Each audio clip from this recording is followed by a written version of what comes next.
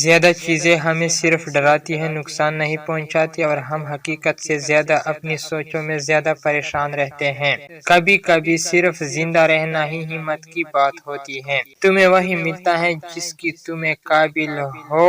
آج اچھا انسان بننے کی بجائے تم اسے کل پر ٹال دیتے ہو۔ جسم کی ضرورتیں تو چند ایک ہیں، اسے موسم سے بچنے کے لیے لباس اور بھوک سے بچنے کے لیے کھانا، اس سے زیادہ کی خواہشوں سے ہم اپنی برائیاں ہی پالتے ہیں، ضرورتیں نہیں۔ اناج سے بھرے گھر چوہوں کا مسکن ہے اور زیادہ کھانے والوں کے جسم بیماریوں کا۔ زندگی ایک جشن ہے، اسے جی بھر کر مناؤ۔ ان چیزوں سے دل مت لگاؤ جو تمہاری نہیں ہیں، بلکہ ان نعمتوں کا شکر کرو جو تمہارے پاس ہیں، اور سوچو کہ یہ نہ ہوتی تو تمہیں ان کی کتنی کمی محسوس ہوتی۔ چیزوں کو اتنی اہمیت نہ دو کہ انہیں کھو دینے سے تم پریشان رہنے لگو۔ بات یہ نہیں کہ آپ کیا کچھ سہ گئے ہیں، اصل بات یہ ہے کہ آپ نے کس طرح سہا۔